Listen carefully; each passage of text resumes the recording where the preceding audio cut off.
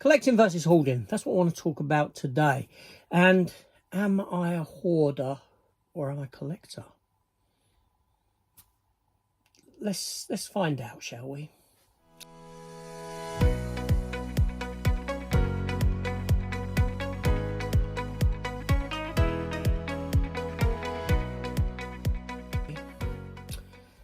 Hello everyone and welcome back to the channel. Welcome to a new discussion video based around hoarding or collecting versus hoarding, and where do I fall? What do I fall under? What category am I? And that's what I want to kind of delve into today. Now, the term hoarding gets thrown around a lot. I've heard it a lot. I've heard people in other videos say it, and from the looks of things that they have, I can say that some people are hoarders, would definitely fall under that category, and others who claim that they may be do not, right? Clearly. I suppose the first thing we need to do is define what a hoarder is. Hoarding and collecting, it's very much on par with one another. However, hoarding itself is a proper mental health disorder. Now, I have suffered myself over the years with severe mental health problems, but do I fall under the definition of being a hoarder? Because I do have a lot of stuff and I have collected for many years, whether it be films, comic books, graphic novels as comic books, all this sort of stuff, figurines, etc. You've seen it all around me, and I'm pretty sure that if someone was to step into my room here now, they might say, yeah, you've got a problem and you're a hoarder. Now, the one thing you've got to take into account is that, probably about, I think it was about 8 months ago, 9, 10 months, I don't know when it was now, middle of last year, I moved house and we downsized. I was in a 5-bedroom or a 4 to 5 bedroom flat that was large, and the room that I had as my hobby room, my man cave, was a lot larger than what I have now. So I've had to kind of squeeze everything into a more confined space, giving the impression of it being a lot more stuff. But it's not. It's the same amount. It ain't the same amount because I've added to it. But along the way, I have got rid of stuff. I have sold stuff. I've done culling of the collection videos and got rid of stuff before I moved. More recently, I got rid of more films and this sort of a thing. And currently, I'm working through comic books and which I've collected over the years, and setting aside the stuff that I don't want to the stuff that I do. Okay, in the past, because of my mental health condition, it has seen me declutter my mind by trying to declutter some of the collectibles and things that I have. Some stuff I don't regret having got rid of, other stuff I do regret having got rid of. So, a hoarding disorder. Okay, hoarding disorder. So hoarding disorder is where someone acquires an excessive number of items and stores them in a chaotic manner, usually resulting in unmanageable amounts of clutter. The items can be of little or no monetary value. So we're talking about people who keep everything, people who keep newspapers, magazines, that don't carry any worth. They keep everything, literally everything. Right? Now, hoarding is considered a significant problem if the amount of clutter interferes with everyday living. For example, the person is unable to use their kitchen or bathroom and cannot access rooms. That's not the case. That is not the case. This room is easily accessible. Okay, maybe if I put on a significant amount of weight, I may have trouble. It's tight. I'm tight for space. I've got a lot of bookcases in here and a lot of stuff, but I can get in, I can move around the room, I can get out. Simple as,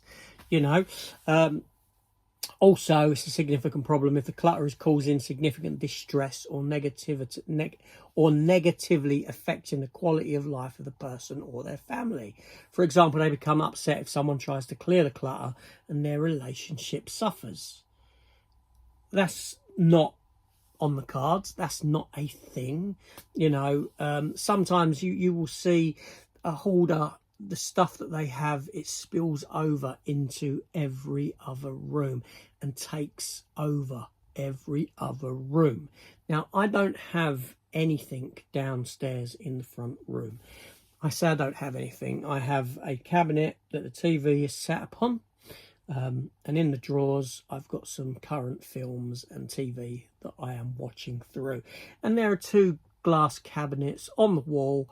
And in one of them, I have some collectibles of mine, statues and things like that. And the other one is given to the wife and stuff that she wants to put into that one. That's as far as it goes. Okay, I have nothing anywhere else other than stored up in the attic. So it's not taking over the house per se. I don't want it to interfere with the bedroom. I don't want it to interfere with the front room or anything like that. In fact, if I have cases of films sat along the front of the cabinet in front of the TV, it ends up annoying me and I have to put them out of sight in the drawer in one of the cupboards underneath the TV because it is rather annoying. So hoarding disorders are challenging to treat because many people who hoard frequently do not see it as a problem or have little awareness of how it's affecting their life or the lives of others. Now, I'm aware that I've got a lot of stuff, right?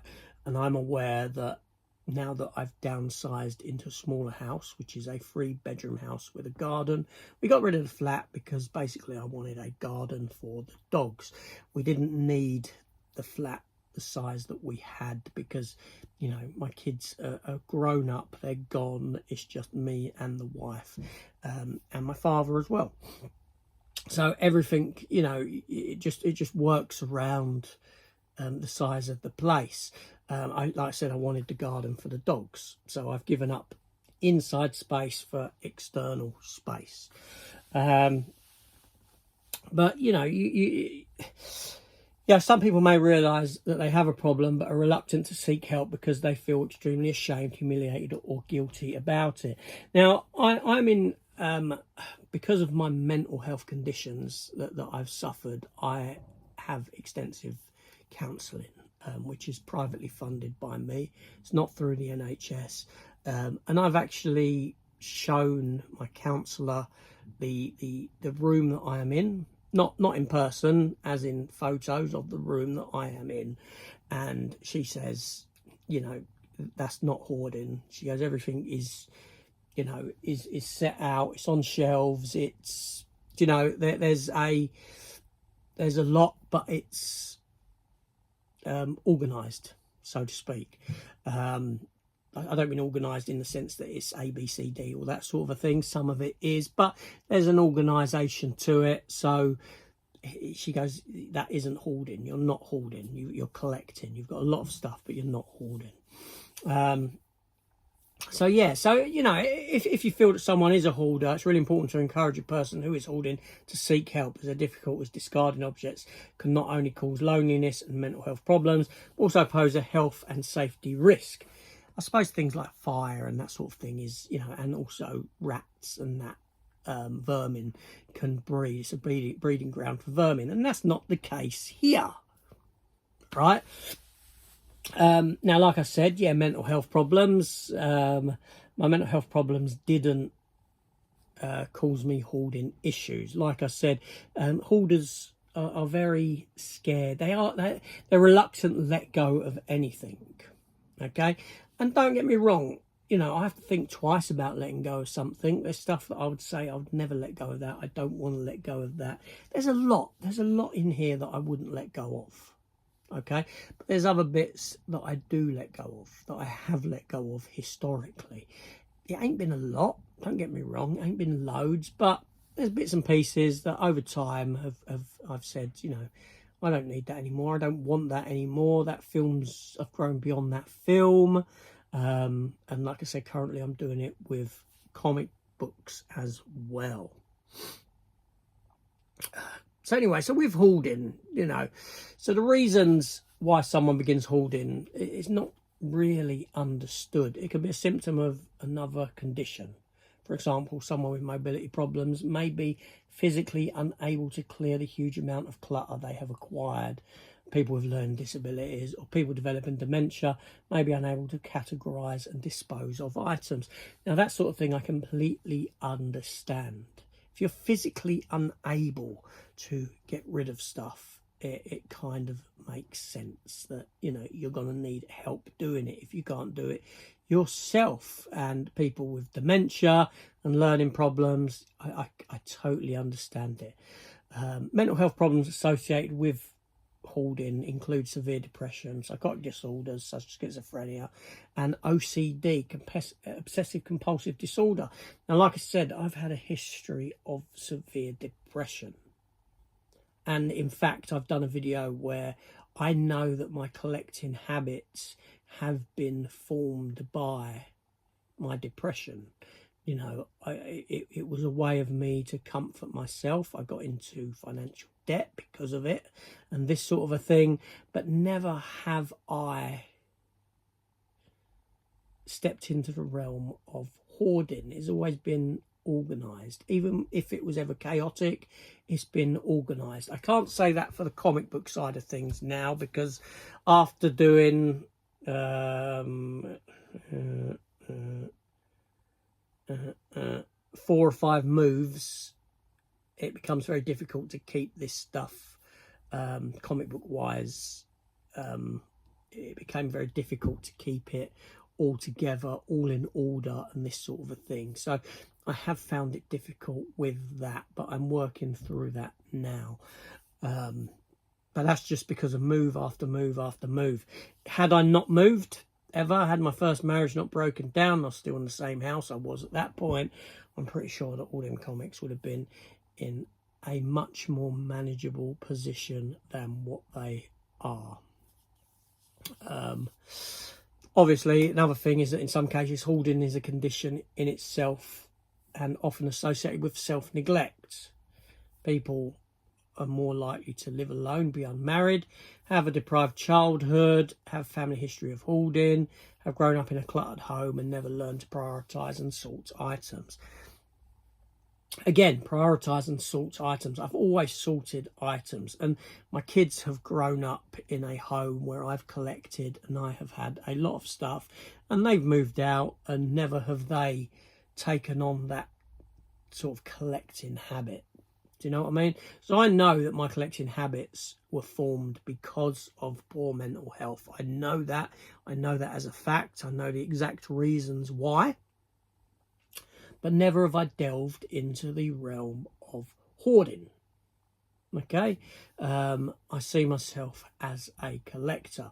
But like I said, I wouldn't, dismiss anyone if they stepped into this room and said, yeah, you're a hoarder. Because, number one, they don't know the true definition of the term hoarding. They think it's just someone with a lot of stuff is a hoarder. Now, that's more a collector. But where the space has confined and I've had to confine everything into a more limited space, it gives me less room to play with, and thusly it gives the impression of far more stuff than what I had before. The amount remains the same. Like I said, no, it has crept up because obviously over the past 8-9 months, obviously I've bought more. But you see my point. It's not gone up massively because I've let stuff go at the same time as well. But yeah, so, hoarding and collecting, they're very much intertwined. And it's about knowing when you step from one into the other and exactly what defines a hoarding disorder. Okay, so, it does annoy me when people use the term hoarding without actually knowing what the term actually means and what an actual disorder, a hoarding disorder, actually is, because it is a mental health condition. Now, you know, I'm not a doctor. I'm not here to give advice or anything like this. I'm just trying to break down the differences between hoarding and collecting. You know, my collecting doesn't have any impact on the people in my family, has no impact on my wife financially or anything like that, has no impact on us and the life that we live. So from my standpoint, I'm a collector, simple as, but with a lot of stuff, but no more than anyone else. You know, I see a lot of people out there and they've got a lot more than what I've got. They certainly have, and it's all organised, it's all there, you know, in their videos, and I would say you're not a hoarder, you're a collector. But there's other people that I see who they buy anything that comes out, anything, even when it's something that they dislike, and they will say to themselves, well, I'm buying this because I'm supporting the franchise or something silly like that. And, you know, some people, you know, have probably got, you know, one of them sort of rooms somewhere that you hire, you know, for storage, and they've got loads of stuff in there as well from the past and things like this. That's more when you're getting into the realm of a hoarding culture, a hoarding problem, and you know, people who live alone, people who are unmarried, this sort of a thing. They're out there, you know, I've seen them in videos. It's clear as day that there's problems there. But anyway, so just a quick chat about hoarding and collecting. And there we go. What's your thoughts on it? You know, where do you put yourself? Where do you see yourself? Where do you see me? You know, do you think that I'm a hoarder or a collector? Let me know in the comments down below. See you later.